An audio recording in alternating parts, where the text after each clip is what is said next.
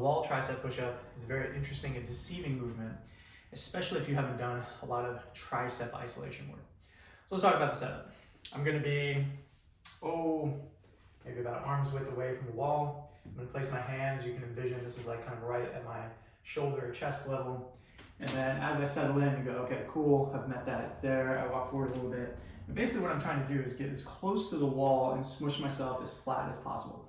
Now you'll notice this space isn't going. Because I have somewhat tight and strong triceps and I've done a lot of just upper body work, my range is gonna be much more limited than I've noticed people who haven't done quite as much. They can basically fold this all the way down. So that's gonna dictate how close you can get to the wall.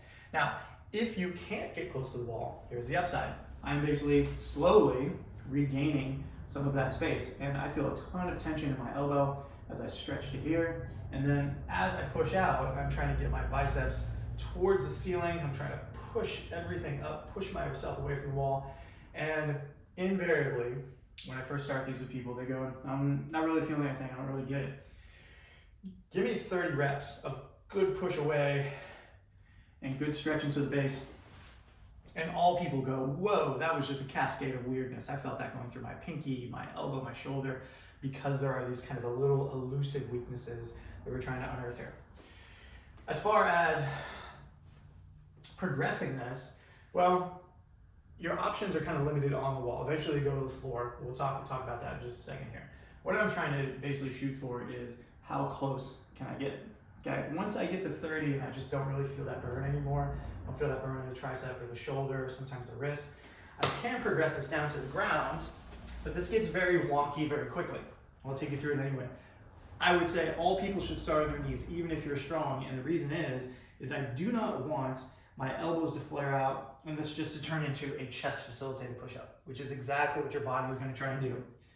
Elbows stay tucked in, and I'm thinking of pushing myself away from the floor. So you can see I struggle with that, even though I can probably do like 30 or 40 really good crisp push-ups.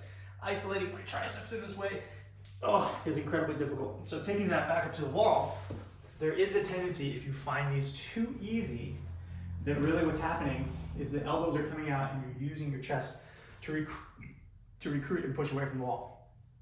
This is all about hand, wrist, elbow, and shoulder health and efficacy. With the long term, as you get so good at isolating that, you move it down to the ground. But I would say 99% of human beings, you're gonna start here and you're gonna stay here just because there's so much nuance to capture.